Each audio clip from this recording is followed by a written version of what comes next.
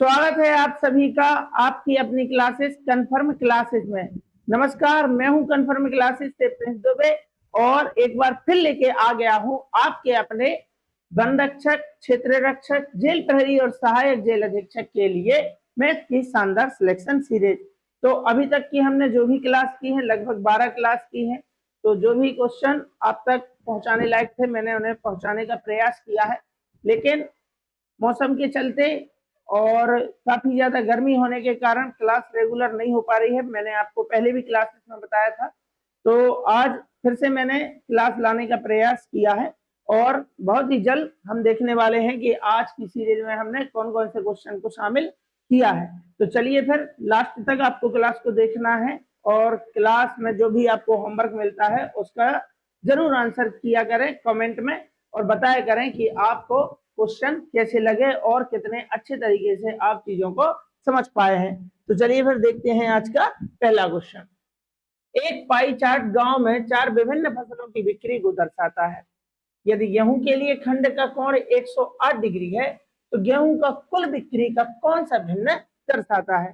तो pie chart से लगातार क्वेश्चन देखने को मिले हैं हमारे एमपी पुलिस कांस्टेबल में और इसमें एमपी पुलिस कांस्टेबल के तो क्वेश्चन है ही। और आज मैंने अभी जो आबकारी का पेपर हुआ था इसी साल मतलब 2025 में, तो वहां से जो क्वेश्चन मुझे मिले हैं वो भी मैंने आपको दिखाने का प्रयास इसमें किया है। तो आबकारी का लेवल ज्यादा ऊपर तो मैं नहीं कहूंगा, बहुत ही आसान से क्वेश्चन थे। तो किस लेवल के क्वेश्चन थे वो मैं आज आपको इस क्लास में दिखाने वाला हूं, ठीक है ना। तो पाई चार्ट से संबंधित क्वेश्चन मैंने आपको पहले भी कराया है, बहुत से बच्चे इसका आंसर कर पाएंगे। तो पाई चार्ट में कभी भी आप देखें यहाँ पे डिग्री में वैल्यू, तो जो आपको कुल कुल वैल्यू अगर निकालनी है तो कुल वैल्यू की जगह पे आपको लिखना है 360, यानी कि कुल कोण जो बनेगा 360 डिग्री का ही बनेगा और 360 में से हमें बात करनी है 108 डिग्री की। और इसी भिन्ने की बात हमसे क्वेश्चन में पूछी जा रही है। तो ये अगर कटता है तो हमें काट लेना है, 36 से जाएगा, 36 दिया 108, 36 एकम 36, शून्य का शून्य, यानी कि 3/10 हमारा आंसर हो जाएगा। तो ये पाई चार्ट वाला क्वेश्चन काफी ज्यादा देखने को मिला था, हो सकता है आपके जेल प्रहरी वाले एग्जाम में भी ये क्वेश्चन आपको देखने को मिले। चलिए, एक शंकु की तिर्यक ऊंचाई 34 सेंटीमीटर है और उसका वक्र पृष्ठीय क्षेत्रफल 1870 वर्ग सेंटीमीटर है। शंकु की ऊंचाई ज्ञात कीजिए और फिर उसका कुल पृष्ठीय क्षेत्रफल लगभग में हमें ज्ञात करना है। तो हमसे पूछा है उसने, एक तो हमें बतानी है कि शंकु की ऊंचाई और उसका कुल पृष्ठीय क्षेत्रफल। तो मैं आपको पहले भी बता चुका हूं, जैसे हमें क्वेश्चन में क्या दे रखा है, हमें क्वेश्चन में उसने बताया है इस तरीके की आकृति को शंकु बोलते हैं, इतना आप जानते होंगे। तो शंकु का हमें वक्र पृष्ठ दिया है, वक्र मतलब चारों तरफ की दीवारों का क्षेत्रफल, और हमसे पूछा है उसका कुल पृष्ठीय क्षेत्रफल। तो वक्र पृष्ठीय क्षेत्रफल में नीचे और ऊपर का क्षेत्रफल अगर हम शामिल कर देते हैं, यानी नीचे से भी ढक्कन लगा देते हैं और ऊपर से भी उसे कवर कर देते हैं, तो वो बन जाता है कुल पृष्ठीय क्षेत्रफल। अब आप शंकु में देख पा रहे होंगे, शंकु में आप देख पा रहे होंगे कि इसमें तो सिर्फ नीचे से हमें कवर करना है, यानी ढक्कन अगर लगाना हो तो हम कहाँ लगाएंगे, नीचे बस, ऊपर तो इसमें कोई जरूरत है नहीं। तो हमें इस क्वेश्चन में ऊंचाई तो नहीं निकालना है। क्यों नहीं निकालना है, क्योंकि देखो ऊंचाई के साथ साथ हमसे कुल पृष्ठीय क्षेत्रफल पूछा है, ये आपके एग्जाम का क्वेश्चन है। और कुल पृष्ठीय क्षेत्रफल चारों ऑप्शन में अलग अलग है, यानी कि अगर हम सीधा कुल पृष्ठीय क्षेत्रफल पर बात करते तो कहीं ना कहीं हमारी बात जल्दी बन जाती। तो कुल पृष्ठीय क्षेत्रफल निकालने के लिए क्या करना है, वक्र पृष्ठ तो हमें दिया है, यानी चारों तरफ का क्षेत्रफल हमें दिया है, वक्र पृष्ठ में नीचे प्लस ऊपर का क्षेत्रफल शामिल कर दें तो वह कुल पृष्ठीय क्षेत्रफल बन जाता है। बात को समझे, इसमें ऊपर तो कुछ है नहीं लेकिन नीचे से हमें इसको कवर करना है। तो नीचे कौन सी आकृति बन रही है, नीचे बन रहा है एक वृत्त, इसके आधार पर क्या बनता है, वृत्त। तो हमें सिर्फ और सिर्फ वृत्त का क्षेत्रफल ही चाहिए और इस उसके वक्र पृष्ठीय क्षेत्रफल में हम जोड़ देंगे तो हमें कुल पृष्ठीय क्षेत्रफल मिल जाएगा और उससे हम आंसर कर पाएंगे, यानी कि हमें ऊंचाई निकालने की जरूरत नहीं पड़ेगी। तो अब हमें दे रखा है वक्र पृष्ठीय क्षेत्रफल, तो शंकु का वक्र पृष्ठ क्या होता है, शंकु का वक्र पृष्ठ होता है पाई आर एल, एल मतलब यहाँ पे त्रियक ऊंचाई से है, ठीक है ना। ये फार्मूला आपको मालूम होगा कैसे बनता है कैसे नहीं बनता है, इस पर मैंने एक क्लास बनाई है, तो आपको याद नहीं करना है पाई आर एल आता कैसे है, ये आप वहां पे सीख जाएंगे, ठीक है ना। तो पाई आर एल की जगह पे अगर हम यहाँ पे वैल्यू लिखते हैं, पाई की जगह पे आ जाएगा 22/7 आर। आर मतलब त्रिज्या, तो पहले हम त्रिज्या निकाल लें, क्यों, क्योंकि हमें वृत्त के क्षेत्रफल यानी पाई आर स्क्वायर में आर की जरूरत पड़ेगी, तो इसलिए हम पहले निकाल रहे हैं त्रिज्या। और एल यानी कि त्रिज्या ऊंचाई हमें दे रखी है, कितनी है, 34, और बराबर में वक्र पृष्ठीय क्षेत्रफल 1870 दे रखा है। अगर किसी बच्चे को समझना है तो मैं सिर्फ 1 मिनट लूंगा और मैं आपको बता दूंगा कि पाई आर एल आता कैसे है। एल मतलब इस त्रिज्या ऊंचाई से होता है, इस त्रिज्या ऊंचाई से होता है, ठीक है ना। तो किसी भी आकृति का आपको वक्र पृष्ठ चाहिए है, आपको बोलना है आधार का परिमाप गुणा ऊंचाई, और इसके आधार पर बना है वृत्त। तो वृत्त का परिमाप क्या होता है, तो वृत्त का परिमाप होता है 2 पाई आर, और इसमें हम ऊंचाई कराएंगे h। तो ये h होती है h। वक्र पृष्ठ में अंदर की ऊंचाई काम नहीं आती है, काम आती है बाहर की, ये। तो ये तिरछी होने के कारण इसे त्रिज्यक ऊंचाई बोलते हैं, इसलिए यहाँ पे लिखते हैं l। और ये जितनी भी नुकीली आकृति होती हैं उन्हें आप पिरामिड बोल सकते हैं, और जितने भी पिरामिड होते हैं उनके वक्र पृष्ठ के आगे आपको जोड़ना होता है 1/2। तो 2 से 2 यहाँ पे ये कैंसिल हो जाता है, यहाँ से निकल के आता है पाई आर एल। बात को समझे ना। तो इस तरीके से बना है हमारा पाई आर एल, ठीक। आते हैं यहाँ पे, और जितनी वैल्यू यहाँ पे हमसे कैंसिल हो पाती है हमें वैल्यू को कैंसिल कर देना है। यानी कि यहाँ देखेंगे आप, ये अपना 11 से जाएगा, 11 दूनी 22 हो गया, 11 एकम 11, 11 सत्ते 77, शून्य का शून्य हो जाएगा, 17 एकम 17, शून्य का शून्य, 17 दूनी 34, फिर 2 से चला जाएगा, 2 पंचे 10। तो उस तरीके से ये 7 उस साइड जाएगा, तो 7 पंचे 35, और ये 2 है पक्षांतर होके जाएगा, तो यहाँ ऊपर था गुणा में, वहां जाएगा तो नीचे, यानी कि त्रिज्या हमारी 35/2 आ गई है। अब हमें सिर्फ वृत्त का क्षेत्रफल चाहिए, और वृत्त का क्षेत्रफल यानी इसके आधार का क्षेत्रफल निकाल के हम वक्र पृष्ठ में शामिल करेंगे तो बन जाएगा हमारा कुल पृष्ठीय क्षेत्रफल। तो पाई का मतलब तो 22/7 होता ही है, और यहाँ आर स्क्वायर की जगह पे आपको लिखना है त्रिज्या हमारी निकल के आई है 35/2 गुणा 35/2, ठीक है ना। 7 से अपना ये चला जाएगा, 7 पंचे 35 हो जाएगा, 2 से अपना ये 11 बार जाएगा, और फिर इसके बाद कटने वाला है नहीं, 11 पंचे अपना यहाँ पे 55 हो जाएगा, और यहाँ 35/2 का मतलब आप लिख सकते हैं 17.5, यानी 2 से भाग करेंगे तो। अब बस इसका गुणा आपको इसमें कराना है, यानी कि 55 पंचे अगर हम देखें, 55 पंचे कितना होगा, तो 50 पंचे तो हो गया अपना 250, और 55 25, तो 250 में 25 शामिल करेंगे, 275 का 5 आ जाएगा, यहाँ पे आ जाएगा अपना 27, और 55 सत्ते कितना होगा, तो 5 सत्ते 35, 350 हो गया, फिर 5 सत्ते 35, 385, 385 में 20 शामिल आप करेंगे तो 405, 405 में 7 और शामिल करेंगे 412 हो जाएगा, और यहाँ पे 41 हमारी हासिल आ जाएगी। 55 एकम 55, 55 में आप 40 शामिल करिए तो 95, और एक हमारा हो जाएगा 96, और एक अंक बाद दशमलव था और हमें लगा देना है, तो यहाँ आ जाएगा 662.5। चूंकि हमारा वक्र पृष्ठ हमें दे रखा था 1870 है, वक्र पृष्ठ में अगर आप इसका शंकु के आधार का क्षेत्रफल शामिल करते हैं तो ये कुल पृष्ठीय क्षेत्रफल बन जाएगा, यानी कि 962 इसमें हम शामिल करेंगे, क्योंकि लगभग में हमसे पूछा है, दशमलव में तो है नहीं, 962.5 पूछा है हमसे, ये हमें ऐड करना है तो कर सकते हैं, लगभग में पूछा है, कोई भी ऑप्शन दशमलव में नहीं है, इसलिए मैंने 0.5 को छोड़ दिया। यहाँ देखेंगे आप, 2 का 2 आ जाएगा, 7 6 13 की 3 आ जाएगा, यहाँ पे 8 1 9 9 18 हो गया, 1 और 1 2, यानी 2832 हमारा पृष्ठीय क्षेत्रफल होगा, जो कि एक ही ऑप्शन में दिख रहा है, तो ऑप्शन सी हमारा राइट आंसर होगा। थोड़ा सा कैलकुलेटिव है, आपको सबसे पहले जो वक्र पृष्ठ दिया है उससे त्रिज्या निकालनी है, त्रिज्या से आपको इसके आधार का क्षेत्रफल, आधार पे इसके वृत्त बना है, वृत्त का क्षेत्रफल निकाल लेना है, जो कि 962.5 आया है, लगभग में पूछा है।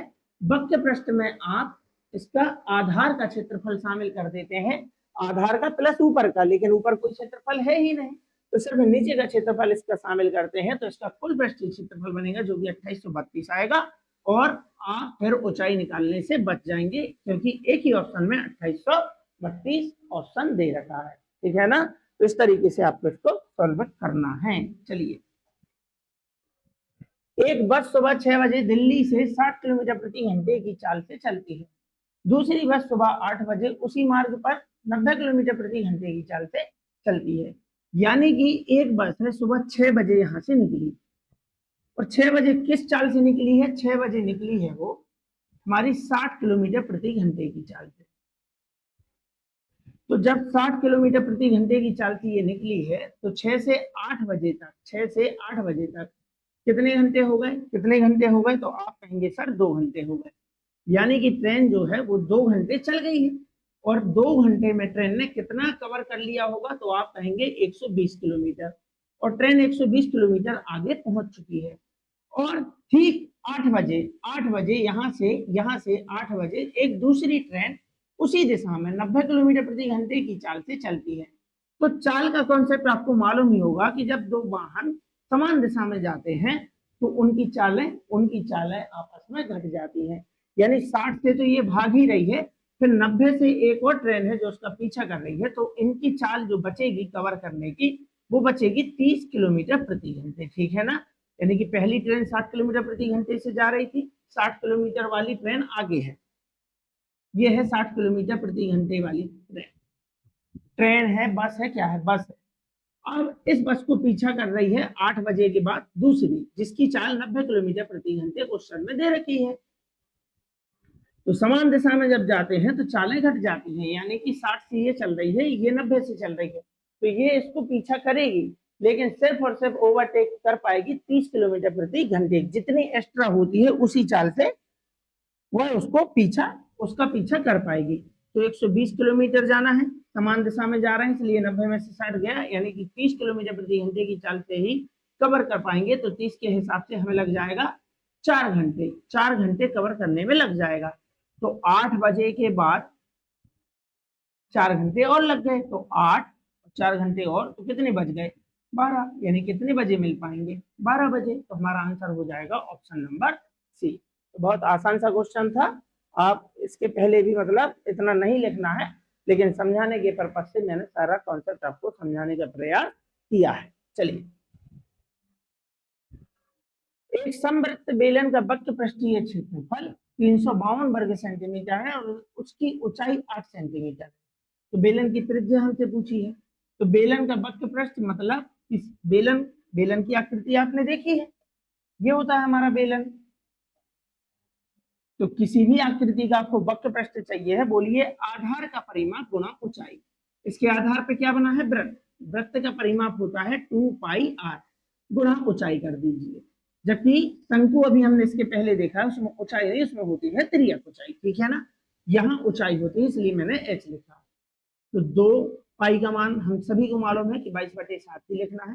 त्रिज्या हमसे पूछी है, ऊंचाई हमें दे रखी है 8, और इस तरीके से वक्र पृष्ठीय क्षेत्रफल तैयार होगा, जो कि दे रखा है कितना है? 352। इसके बाद बचता है काटा पीटी का प्रोग्राम, तो वो आपको बहुत अच्छे तरीके से आता है। सबसे पहले 11 से देखेंगे, 11 दूनी 22, 11 तिया 33 और 11 दूनी 22, 8 चौके 32 हो गया। 2 दूनी 4 से ये 4 कैंसिल हो जाएगा, r बराबर इस 7 का पक्षांतर होगा, सामने आएगा, यानी कि त्रिज्या हमारी निकल के आ गई है 7 सेंटीमीटर। तो बिल्कुल मेंसुरेशन के बेसिक से क्वेश्चन एग्जाम में देखने को मिले हैं, कुछ थोड़ी से कैलकुलेटिव हैं जो मैंने आपको इसके पहले दिखाने का प्रयास किया था। तो सारे क्वेश्चन आपके एग्जाम के लेवल के हैं, और इसी लेवल के क्वेश्चन आपको एग्जाम में देखने को मिलेंगे। चलिए, त्रिभुज एबीसी का केंद्रक माध्यिका एएम को 2:1 के अनुपात में विभाजित करता है। जैसे ये अपना एक त्रिभुज है, यहां बनाएंगे अपना ये त्रिभुज, ये अपना त्रिभुज है ए बी सी, और ए बी सी में इसकी जो माध्यिका है, यहां कहीं इसका केंद्रक होगा, इसको 2:1 के अनुपात में बांटता है। ये बात इसमें दे रखी है, और वैसे भी बांटता ही है। यदि एम, अगर ए है तो इसकी माध्यिका यहाँ पे आ रही है, ये इसकी माध्यिका है, यहाँ कहीं एम होगा। एम 9 सेंटीमीटर है, तो उनके हिसाब से तो 9 सेंटीमीटर हो गया, लेकिन अनुपात के हिसाब से अगर देखा जाए तो ये इतना 2 है और ये इतना 1 है, तो कितना हो गया? 3 हो गया। गुणा चाहिए, क्या चाहिए हमें? तो जी से शीर्ष एम तक की लंबाई x है, तो x का मान क्या है? तो इसका केंद्रक हमें दे रखा है, केंद्रक को नाम दिया है g, और जी से एम तक की लंबाई हमसे पूछी है, तो जी से एम तक की लंबाई अनुपात में कितनी है, एक है, यानी हमें एक की वैल्यू बताना है। 3 एकम 3, 3 तिया 9, 3 एकम 3, यहाँ पे हमारा आंसर हो जाएगा ऑप्शन नंबर डी, 3 सेंटीमीटर। ये पूरी माध्यिका का अनुपात हमें दे रखा है 2:1 है। तो केंद्रक A M A M A M 2:1 है, विभाजित करता है। यदि ए एम 9 सेंटीमीटर है तो उनके हिसाब से 9, अपने हिसाब से ए एम की टोटल लंबाई है 3। हमसे पूछा क्या है, केंद्रक जी, ये इसका केंद्रक है, जी से एम तक की लंबाई हमसे पूछी जो कि 1 है, तो 1 की वैल्यू हमें बतानी थी, 3 सेंटीमीटर हमारा। 30,000 रुपए की राशि को 2 भागों में बांटा गया है। एक भाग को 60% वार्षिक साधारण ब्याज पर और दूसरे भाग को 11% वार्षिक साधारण ब्याज पर निवेश किया गया है। तो 2 भाग किए गए हैं, यानी कि हमें यहाँ पे एलिगेशन लगाना है। तो पहला हिस्सा जो है वह 60% के भाग पर दिया है, 60% के हिसाब से, दूसरा दिया है 11% के हिसाब से। अब हमें इन दोनों का एवरेज निकालना है, यानी इन दोनों से मिला के कुल कितना ब्याज मिला है। तो दोनों भागों से प्राप्त कुल साधारण ब्याज 12,000 है। अब ये बात हमें चाहिए है परसेंटेज में। तो 5 वर्ष का ब्याज 12,000 रुपए है। 5 वर्ष का ब्याज हमें दे रखा है, 5 वर्ष का ब्याज कितना है, 12,000 रुपए। तो 1 वर्ष का ब्याज कितना होगा, 12,000/5। जब भी एक की वैल्यू निकालते हैं तो भाग कराते हैं, 5 से अपना जाएगा, 5 से 24, 12 में 120 हो जाता है, 200 में का 200 यानी 2400। तो 2400, अब इस बात को आपको मतलब परसेंटेज में बना लेना है। 2400 का ब्याज मिला है, तो 1 साल का ब्याज क्यों बना लिया, क्योंकि दर जो होती है वो होती है वार्षिक। तो 5 वर्ष का ब्याज 12,000 रुपए है, तो 1 वर्ष का ब्याज चाहिए, 1 वर्ष का ब्याज 2400 है। अब हम इसकी कुल वार्षिक दर निकाल रहे हैं, यानी कि कुल उसे कितने प्रतिशत का ब्याज मिला है। तो 2400 रुपए का ब्याज मिला है, कितने पे मिला है, 30,000 पर, यानी हमें इसकी कुल दर चाहिए। बन गई, भिन्न बनाना है, प्रतिशत गुणा कराएंगे 100 का। ये जो बटे करके पढ़ते हैं ये भिन्न होती है, किसी भी भिन्न को प्रतिशत में बदलना है, गुणा करा देना 100 से। 2 शून्य से 2 शून्य जाएगा, इस 2 से 2 ये शून्य चले जाएंगे, 3 हो जाएगा अपना 24, यानी कि इसकी फाइनल जो दर थी वो क्या थी, 8% थी। ये हमें क्वेश्चन में नहीं दी थी, इसका मूल्य दिया था, हमने इस मूल्य से दर बना ली। इतनी बात समझ में आ गई। अब सभी जगह प्रतिशत है, मतलब प्रतिशत तो हमारे कोई काम का है नहीं, प्रतिशत प्रतिशत ये कैंसिल हो गया, यहाँ से एलिगेशन लगा देंगे। ये मेथड हम सभी को आती है, यानी हमें यहाँ इनके आपस का लिखना है अंतर। 11 और 8 का अंतर लिखेंगे, यहाँ 3 आ जाएगा। 8 और 7 का अंतर लिखेंगे, यहाँ 1 आ जाएगा।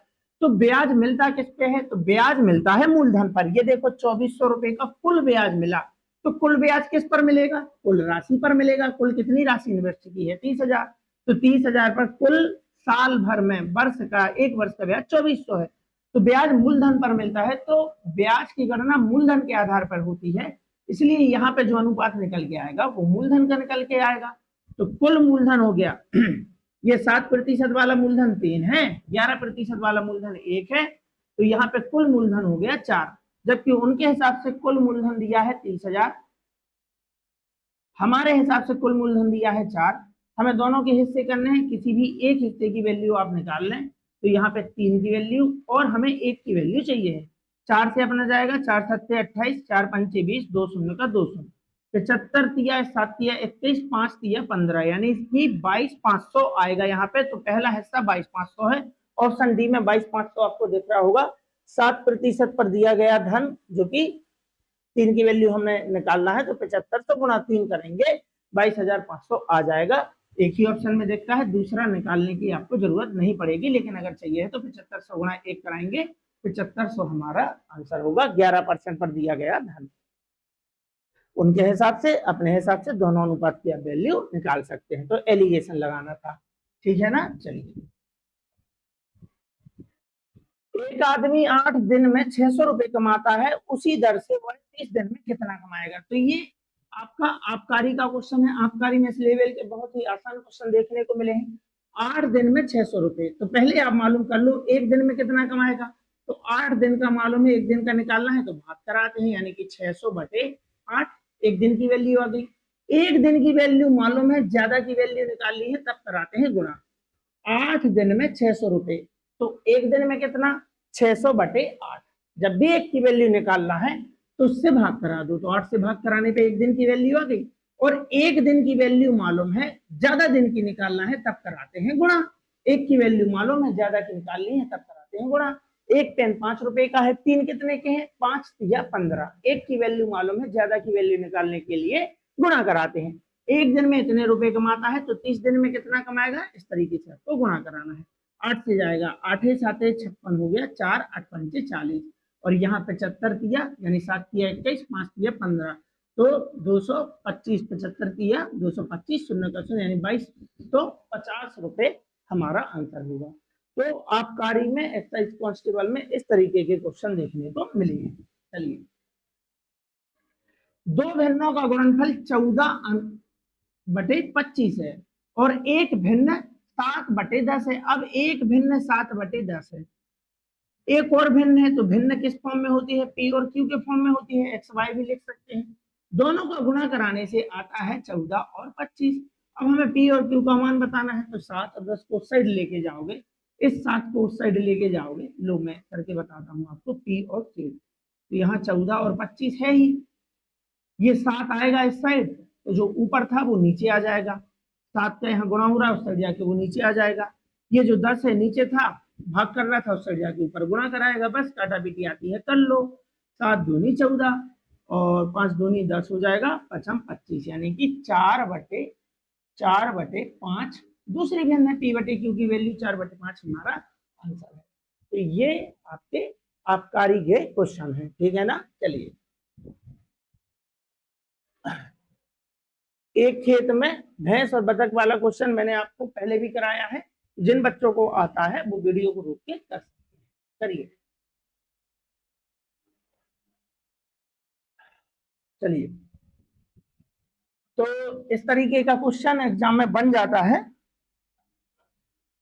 जिसमें एक, जैसे मान के चलो भैंस बोल रहा है, तो भैंस पैर के आधार पर हम इस क्वेश्चन को करते हैं। भैंस के कितने पैर होते हैं, सभी जानते हैं, 4। और यहाँ पे बत्तख है, ये अपनी बत्तख है, इसके कितने पैर होते हैं, इसके 2। अब क्वेश्चन को करना कैसे है, तो क्वेश्चन को ऐसे करना है, मैं अगर कहूं कि 2 पैर बतख के हैं और 2 ही पैर भैंस के होते, तो हर एक जानवर के 2 पैर हैं। हमारे पास कितने जानवर हैं सर, ये तो लिखा नहीं। अरे भाई, ये लिखा है सिर, सिर कितने हैं, 250। जितने सिर हैं उतने जानवर होंगे, जितने सिर हैं उतने जानवर होंगे, क्योंकि किसी भी जानवर के 2 सिर तो होंगे नहीं। कोई वहां रावण जैसा तो है नहीं कि एक ही के 10 है, नहीं, सिर्फ रावण के पास 10 सिर थे, बाकी जानवर के पास एक एक सिर ही है। तो हर एक जानवर के पास एक सिर है, मतलब 250 जानवर है ही। अगर मैं कहता कि हर एक जानवर के पास 2 पैर है, ये पैर लिखे हैं, बतख के 2 पैर होते हैं, भैंस के 4। थोड़ी देर के लिए भूल जाओ, भैंस के भी 2 ही पैर होते, तो 2 पैर के हिसाब से 250 जानवर के लिए, 250 जानवर के लिए 250 दूनी 500 पैरों की ही जरूरत पड़ती। 500 पैर होने चाहिए थे हमारे पास, लेकिन 500 पैर नहीं है, यहाँ पैर लिखना था, 500 पैर नहीं है। पैरों की संख्या हमें कितनी बताई है, पैरों की संख्या तो 700 बताई है, यानी कितनी एक्स्ट्रा बताई है, 200। ये 200 पैर किसकी वजह से एक्स्ट्रा है, इन भैंसों की वजह से, क्योंकि हर एक भैंस के कितने पैर एक्स्ट्रा हैं, 2 पैर एक्स्ट्रा हैं। तो 2 पैर एक्स्ट्रा हैं हर एक भैंस के, और टोटल कितने पैर एक्स्ट्रा हैं, 200। तो हर एक, मतलब 2 पैर हर एक भैंस के एक्स्ट्रा है, तो इन 200 पैरों को कितनी भैंसों में बांटा गया होगा, तो 200 बटे आपको ये 2 कर देना है, सीधी भैंस की संख्या निकल के आएगी कि भैंस है 100 भैंस है, बाकी बचे कितने, टोटल कितने जानवर थे, 250, तो 150 बतख होंगे, भैंस हो गई हमारी 100, तो 150 होंगी बतख। बात को समझे ना, यानी कि आपको ये मान लेना है कि एक 2 पैर का जानवर है, एक 4 का। अगर सारे जानवर 2 पैर के होते और 250 जानवर है ही मात्र, तो हमें 500 पैरों की जरूरत पड़ती। पैर कितने हैं, 700, तो ये 200 पैर किसकी वजह से एक्स्ट्रा आ रहे हैं, भैंस की वजह से। अब हर एक भैंस के कितने पैर एक्स्ट्रा है, 2, तो इन 200 पैरों को 2-2 के हिसाब से बांटा जाएगा, तो कितनी भैंसों में बांटा जाएगा, 100, यानी कि टोटल हमारे पास कितनी भैंसे हैं, 100, बाकी कितने बचे, 150 बतख है, ये हमारा आंसर होगा। ठीक है ना, इस तरीके से आप कर सकते हैं। किसी संख्या का 20% 800 है, तो उस संख्या का 45% क्या होगा, तो भाई ये तो आप पढ़ते पढ़ते इसका जवाब दे सकते थे। अरे भाई 20% 800 है, तो 20% और ले आओ, 40% तो बना लो। तो 40% करने के लिए इसका जस्ट करना है डबल, 20% 800, 40% 1600। तो अभी तो 40 हुआ, हमें तो 45 बताना है, अभी 5% और चाहिए। अरे भाई 20% 800 है, तो 10% 400 होगा। और जब 10% 400 है तो 5% 200 होगा, तो 1600 और 200 कितना हो गया, 1800। ऑप्शन ए हमारा आंसर हो जाएगा बिल्कुल, ठीक है ना। या फिर आपको लिख के समझना है तो आप बोलना 20% की वैल्यू कितनी दे रखी है, 800। तो हमेशा निकालो 1% की, 1% की वैल्यू कितनी हुई, 800 बटे 20%। एक की वैल्यू निकालने के लिए तो भाग कराते हैं, एक की वैल्यू नहीं चाहिए, हमें चाहिए है 45 की। 1% की वैल्यू मालूम है, 1% की वैल्यू मालूम है, ज्यादा की निकालना है तब कराते हैं गुणा, यानी कि 45%। प्रतिशत से प्रतिशत कैंसिल हो जाएगा, शून्य से शून्य चला जाएगा, 2 से जाएगा अपना ये 40 बार। तो 45 चौके कितना हो गया, 180, शून्य का शून्य, 1800 हमारा आंसर, जो कि आप बिना पढ़े मतलब बिना लिखे भी कर पा रहे थे, मात्र पढ़ते पढ़ते। बाकी लिख के कैसे करना है मैंने आपको बता दिया। ठीक, अमित 4500 रुपए में एक पुराना स्कूटर खरीदता है और उसकी मरम्मत पर 500 रुपए खर्च करता है। ये मरम्मत वाला क्वेश्चन बहुत ज्यादा मात्रा में देखने को मिला था, चाहे वो आपका कांस्टेबल का एग्जाम हो या फिर आबकारी का एग्जाम हो या एसएससी जीडी में भी आपने इस तरीके के ढेरों क्वेश्चन देखे होंगे। तो भाई 4500 रुपए की स्कूटर ले ली, प्लस 500 रुपए उसकी मरम्मत पे खर्च हो गए, तो आप तो यही कहोगे ना कि मुझे स्कूटर पड़ गया है 5000 का, यानी यही आपका कॉस्ट प्राइस है, यही आपका कॉस्ट प्राइस है। जितने रुपए में आप वस्तु खरीदते हैं और उसकी ढुलाई पर, उसकी मरम्मत पर जो खर्च होता है वो उसके लागत मूल्य में ही जुड़ता है, क्योंकि आपके जेब से तो 5,000 खर्च हुआ है। अब 5000 वाली वस्तु को आपने 5500 में बेच दिया है, तो कितने का फायदा आपने कमा लिया है, 500 का। इसी बात को आपको प्रतिशत में बताना है। तो 500 का लाभ हुआ, लाभ हो या हानि, लाभ हानि की गणना होती है क्रय मूल्य पर, और क्रय मूल्य हमारा है 5000। 4500 नहीं लिखना है, 4500 के बाद 500 मरम्मत में लग गया, इसलिए क्रय मूल्य हमारा 5000 है। बन गई भिन्न, बनाना है प्रतिशत, गुणा कराएंगे 100, 2 शून्य से 2 शून्य जाएगा, 1 शून्य से 1 शून्य, ये 5 से 5 गया, बचा क्या, 10%। 10% हमारा आंसर हो जाएगा, ठीक है ना। तो ये आबकारी के क्वेश्चन है, ये आबकारी का क्वेश्चन था। ठीक, चलिए ये अनुपात का बहुत ही आसान सा क्वेश्चन है आयु में, और कमल, अमन और मोहन की आयु के बीच का अनुपात क्रमशः 4, 7 और 8 है। ये अपना कमल है, ये अमन है और ये मोहन है। यहाँ 4, 7 और 8 का अनुपात है। यदि अमन और मोहन की आयु के बीच का अंतर 14 वर्ष है, अमन और मोहन की आयु का अंतर है 14 वर्ष, उनके हिसाब से मतलब प्रश्न के हिसाब से, अपने हिसाब से अंतर कितना है, अपने हिसाब से अंतर है 1, यहाँ लिखेंगे 1, गुणा चाहिए क्या, तो कमल और अमन की आयु के बीच का अंतर कितना है, ये कमल है ये अमन है, इनके बीच का अंतर कितना है, 3 है, यही हमसे पूछा है। चाहिए क्या, चाहिए है 3 की वैल्यू, तो 1 से करने का कोई मतलब है नहीं, 14 की 42 हमारा आंसर हो जाएगा, ऑप्शन ये। तो इस टाइप के बिल्कुल इजी क्वेश्चन हमसे पूछे थे कहाँ, आबकारी में। कुछ क्वेश्चन का लेवल अच्छा है, वो लेवल भी आपको देखने को मिलेगा। तो चलिए फिर यहाँ पे हमारी आज की क्लास समाप्त होती है, मिलते हैं किसी और अगली क्लास में, तब तक के लिए इसी तरीके से मेहनत करते रहिए। जो भी क्लासेस हैं, इसके पहले मैंने और भी क्लासेस एसएससी जीडी के लिए लाए थे, तो उसमें भी एक से बढ़ के एक क्वेश्चन मैंने कराए हैं, तो जिन बच्चों ने नहीं देखा है आप वो भी जाके देख सकते हैं। अगर आप उन क्लासों को पूरा करते हैं तो आपकी प्रैक्टिस बेहतरीन तरीके की हो जाएगी और आप 20 में से 20 नंबर लेके आने वाले हैं, चाहे वो वन रक्षक का पेपर हो या जीडी का पेपर हो। तो चलिए इसी तरीके से मेहनत करते रहिए, निश्चित तौर से आपकी मेहनत सफल होगी और एक दिन आप अपने सपनों को साकार कर पाएंगे। तो चलिए फिर मिलते हैं किसी और अगली क्लास में, तब तक के लिए आप सभी का बहुत बहुत धन्यवाद। सभी को राधे राधे, जय श्री महाकाल।